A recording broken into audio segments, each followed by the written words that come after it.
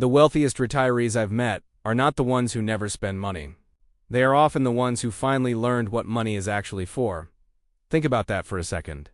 Because somewhere along the way, we picked up this strange idea that being smart with money means being tight with money. That the people who retire well are the ones who clip every coupon, drive every car into the ground, and feel a little guilty every time they sit down at a nice restaurant. But that's not what I've seen. Not in the people who actually enjoy their retirement. Not in the ones who sleep well at night, travel without checking their bank app twice a day, and still have plenty left for whatever comes next. The truly comfortable retirees I've spent time with? They spend money, sometimes a lot of it. The difference isn't the amount. The difference is what their spending actually does for their life. Average retirees often spend money and end up with more stress, more clutter, more maintenance, more regret, more stuff sitting in a garage they haven't opened in 3 years. Wealthy retirees spend money and end up with more freedom, more health, more peace, more memories, more control over how their days actually feel. And here's the part that matters. This is not about being cheap. It is about being intentional. There's a massive difference, and most people never learn it until it's too late to enjoy the lesson. So in this video, I'm going to walk you through 7 specific things that financially comfortable retirees do with their money. The moves that quietly separate the people who retire well from the people who retire afraid. And number 1 is the one that gives many retirees permission to enjoy their money without feeling reckless. It's the move that breaks the guilt cycle most savers carry for decades. Before we get into it, if this is the kind of conversation you want more of, the honest kind, the kind that respects the fact that you've already worked hard for what you have, go ahead and hit that subscribe button. It costs you nothing, and it tells me to keep making these. Now let's get into it. Number 7. They buy reliability, not status. Let me start here, because this one gets misunderstood constantly. There's a myth floating around that wealthy retirees never buy new cars, never replace appliances, never upgrade anything. That somehow the path to a comfortable retirement is owning nothing nice. That's nonsense. Wealthy retirees do buy cars. They do buy appliances. They do upgrade their travel gear, their mattresses, their tools, their home systems. The question isn't whether to spend on these things. The question is what they're buying when they spend. Average retirees often buy for the show. The badge on the hood, the brand on the box. It's the look of it in the driveway when the neighbors walk by. And then a few years later, they're stuck with payments, repairs, and a thing that didn't actually make their life any easier. Wealthy retirees buy for the absence of problems. They want fewer breakdowns, fewer phone calls to repairmen, fewer surprises. They'll happily pay more up front if it means they don't have to think about it again for 10 years. Picture a retiree who needs a new car. The average buyer walks into the dealership, gets talked into something flashy, signs a 6-year loan, and now has a monthly payment eating into the budget they swore they'd never touch. The wealthy retiree walks in with cash or a short loan, picks something reliable, something boring, something that's been proven to run forever, and drives it home knowing they won't be back in this showroom for a decade. No payment squeezing their cash flow, no anxiety every time the check engine light blinks. Here's the nuance. A new car isn't automatically a mistake. If it fits the plan, if it's paid for sensibly, if you keep it for years, a new car can be one of the smartest purchases you make. The problem isn't new.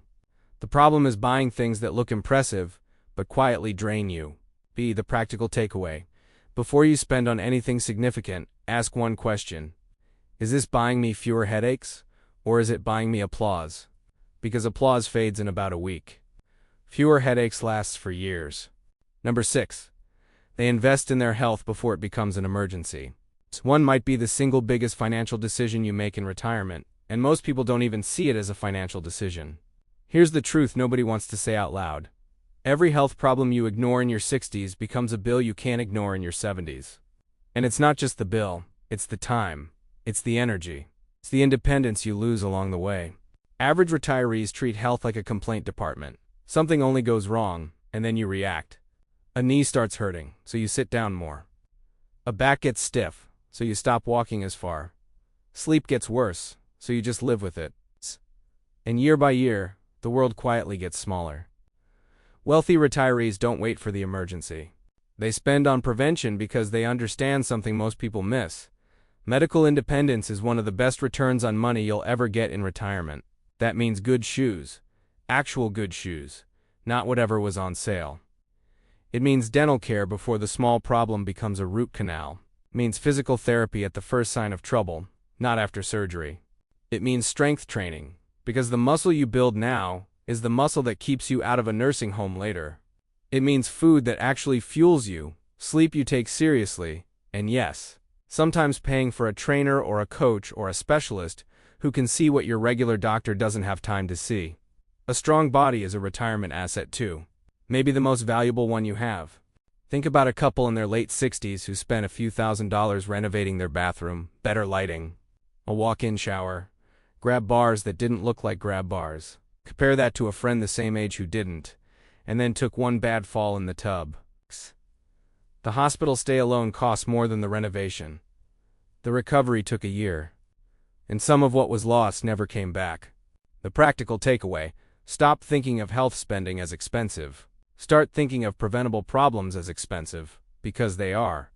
They cost you money, time, energy, and freedom is the whole point of retirement in the first place. Number 5. They spend on experiences that deepen relationships. Somewhere around the 3rd or 4th decade of adult life, a quiet shift happens in the people who retire well. They stop buying objects and start buying memories. Not because objects are evil, not because they took some vow of minimalism, but because they noticed something most people never quite admit out loud. The stuff they bought 5 years ago is mostly forgotten, and the trip they took 5 years ago is still being talked about at every family dinner. Average retirees often try to express love through things. A new toy for every grandchild's birthday. Gifts at every visit. A garage full of items bought to make someone smile for an afternoon. There's nothing wrong with generosity, but somewhere along the way, the giving stops connecting people. It just becomes another transaction. And the grandkids start expecting the stuff instead of looking forward to the visit. Wealthy retirees figure out the difference between spoiling people with money and creating memories with money. And it's a real difference. Spoiling people with money is trying to buy affection. It's the gift you give because you feel guilty you haven't called. It's the check you write because you don't know what else to say. It's the cruise you pay for because you're trying to prove something. Creating memories with money is different. It's the weekend at the family cabin where everyone cooks together. It's the anniversary trip you've been talking about for 10 years. It's the dinner where 3 generations sit at the same table, and nobody's looking at their phone. It's the visit to the grandkids that you planned around their school break, not yours. Picture a set of grandparents who used to mail toys for every birthday. They added it up one year and realized they'd spent thousands of dollars on plastic that ended up in landfills. So they tried something different. They started flying the grandkids out, just the grandkids, for a long weekend at their place every summer. Pancakes in the morning, fishing in the afternoon, stories at night.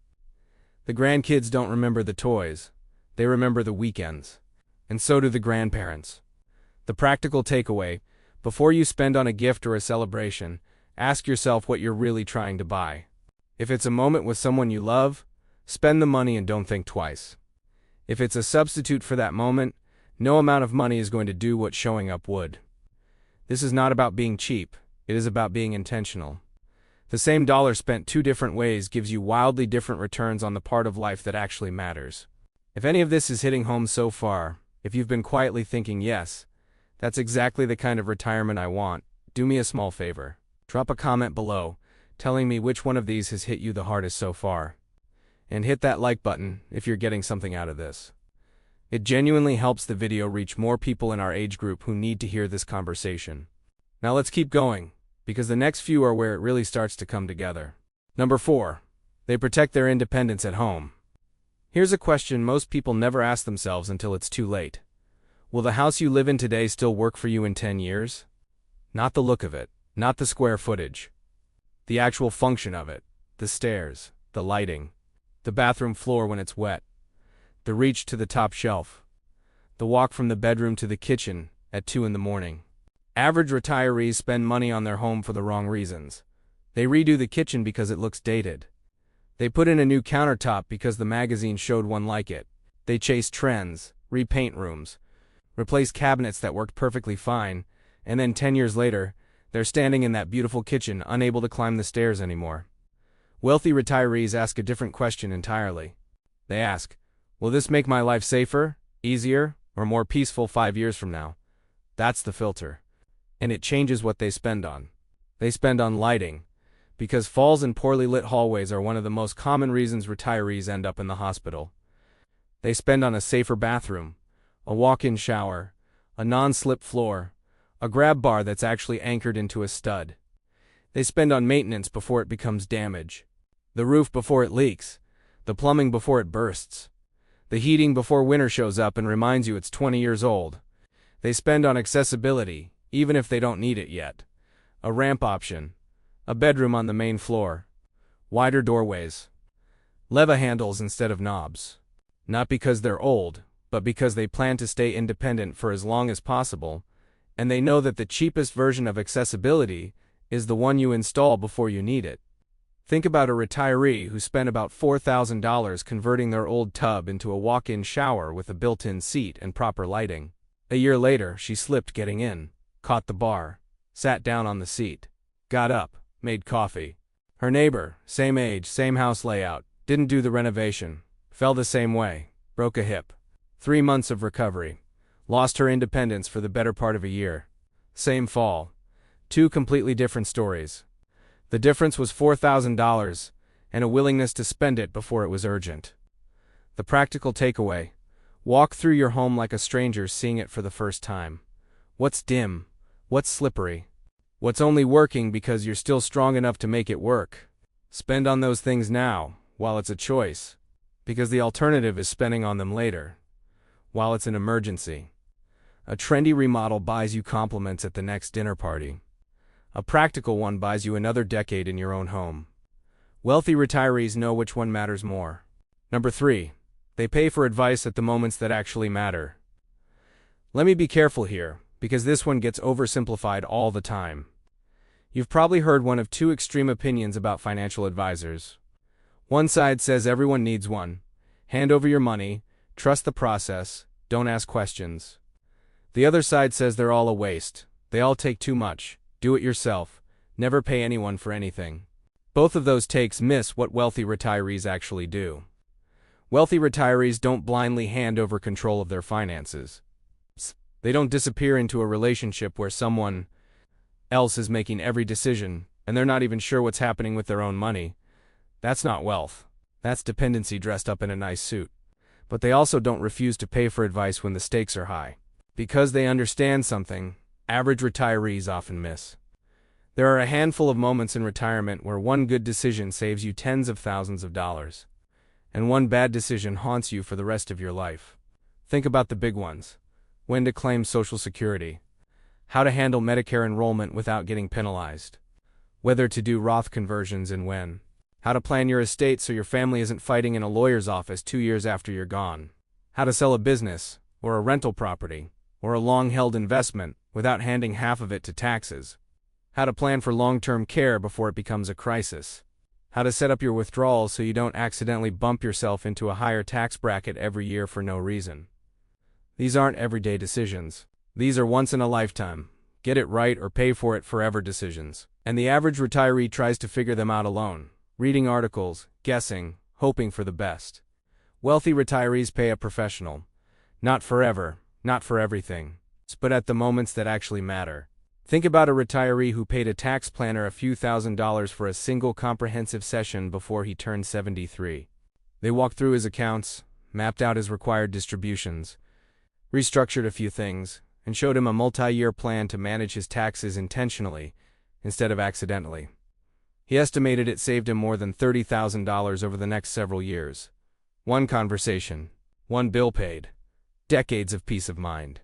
Compare that to a friend his age who never talked to anyone. Hit 73, got hit with mandatory withdrawals he hadn't planned for.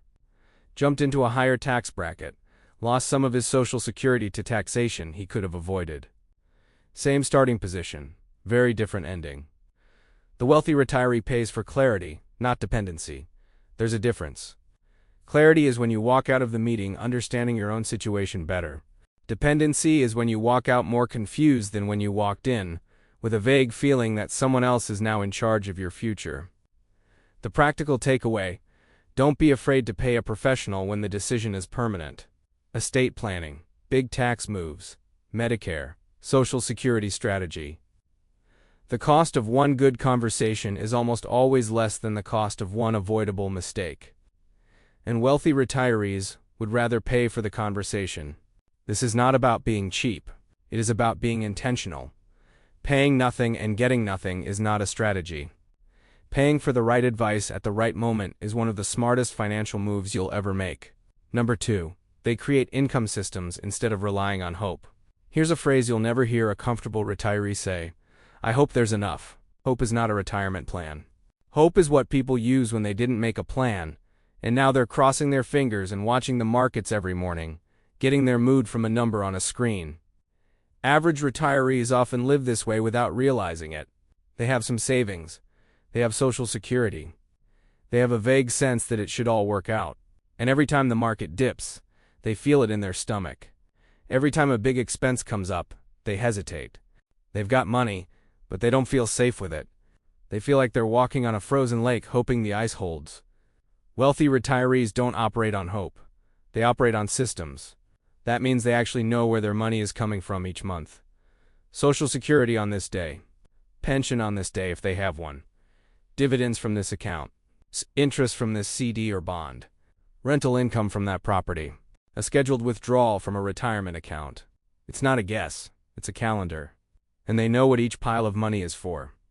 They know what money is for bills, what money is for fun, what money is for emergencies, and what money should not be touched yet because it's growing for later in life when they might really need it. That mental separation changes everything. Because when you know that this account is paying your bills no matter what the market does today, you don't panic when the news gets loud. When you know this other account is your fun money, you spend it without guilt, because that's literally what it's for. And when you know your long-term reserves are off limits except for true late-life needs, you stop raiding them every time you feel uncertain. Some comfortable retirees use bond ladders, so they have predictable amounts maturing every year. Some use a mix of CDs to lock in safer interest. Some keep a year or two of cash as a buffer so they never have to sell investments at a bad time. Some use annuities where it makes sense for them, not as a magic solution, but as one tool among several to cover essential expenses. Some have rental income. Some have part-time consulting work they actually enjoy. Some draw down from their portfolio using a clear, repeatable rule instead of guessing. The specifics vary, the principle doesn't. Wealthy retirees spend freely from their income while protecting their principal and their long-term reserves. They've separated the money that feeds them from the money that has to keep growing for the years ahead. Picture a couple in their early 70s. Every January they sit down at the kitchen table with a single sheet of paper.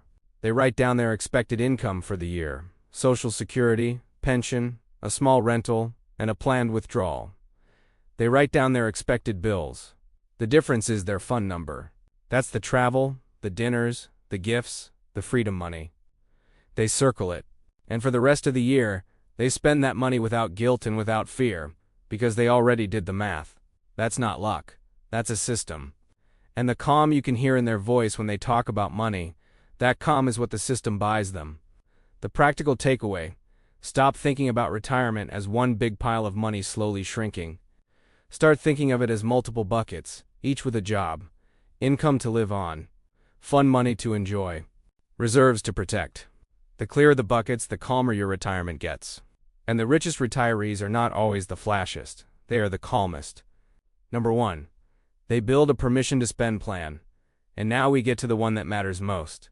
The one that quietly separates the retirees who actually enjoy their money from the ones who die with a full bank account and a half-lived life. Here's the strange thing about people who save well for 40 years. By the time they finally have the money, they've forgotten how to spend it. Think about that. You spent 4 decades training yourself to be disciplined, to say no, to put it away, to wait. You built up a muscle year after year called delayed gratification. And then one day you retire, and someone says now you can enjoy it. And the muscle doesn't know how to relax. The guilt kicks in every time you swipe the card. The voice in the back of your head whispers, "What if you need this later?" And the years go by, and the trip doesn't get taken. The dinner doesn't get had, the experience doesn't happen, and the money just sits there, doing nothing, waiting for a future that may not arrive the way you imagined. Average retirees deal with this two ways, and both are bad. Some hoard. They have plenty. They could spend freely. But they treat every dollar like it might be their last, so they live like they're still broke. They eat at home when they'd rather go out. They skip the trip. They turn down the cabin weekend with the family because they don't want to spend the gas money. And then one day they're too tired, or too sick, or simply too late. And the money goes to someone else who didn't earn it and won't appreciate it the way they would have. Others swing the opposite way. They feel the freedom hit, and they overcorrect. They blow through money without a plan. They buy things they don't need. They take trips they can't quite afford. Just a few years in, the numbers don't add up anymore, and the fear comes back twice as hard. Wealthy retirees solve this with one simple move. They give themselves permission in advance. They build what some people call a fun money category, or a memory money category, or a guilt-free spending number. The name doesn't matter. The function does. They decide ahead of time, calmly, with the math in front of them, exactly how much they can spend on the good stuff this year without hurting anything else. And once that number is set, they spend it without guilt. That's the whole trick. The guilt is what was killing the enjoyment. Take the guilt out, and suddenly the dinner tastes better. The trip is more relaxing. The gift to the grandkids actually feels good to give. Because you already know it fits. You already did the work. You're not being reckless. You're spending exactly what your plan said you could spend. Picture a couple who set a yearly travel budget for themselves the day they retired. Not a small one. A real one. The kind that lets them take one big trip and a couple of smaller ones every year. They put it on paper. They built it into their income system. And every year, when the travel happens, they don't argue about the cost. They don't second guess. They don't lie awake at night doing math. The decision was already made years ago. All they have to do now is enjoy it. That's permission to spend. And it changes everything about how retirement actually feels. Because here's the truth nobody says clearly enough. The goal is not to die with the biggest account balance. The goal is to live well without becoming a burden. Those are two completely different finish lines, and most people are running toward the wrong one without realizing it. You worked hard for this. You delayed for this. You skipped things for this. The whole point of the discipline was to get to a place where you could finally exhale. Don't let the muscle that got you here keep you from enjoying what you built. Enjoying money is not the same as wasting it. The goal is not poverty with a large bank account. The goal is confidence. Money should serve your life, not become your life. This is not about being cheap. It has never been about being cheap. It is about being intentional. There is a massive difference between a retiree who spends carelessly and a retiree who spends with a plan, and the second one is almost always happier than the first. The practical takeaway: pick a number. A real one. The amount you can spend on the good stuff this year without harming anything else. Write it down, and then spend it. All of it, without guilt. Because that's what it's for. Let me leave you with this. The wealthiest retirees I've met don't have the most stuff. They don't have the flashiest cars or the biggest houses or the loudest opinions about money. What they have is something quieter and harder to copy. They have peace. They have control. They have time with the people they love. They have homes that feel safe. They have bodies that still let them do the things they want to do. They have a plan they understand. They have permission to enjoy what they built. And the way they got there wasn't by spending less on everything.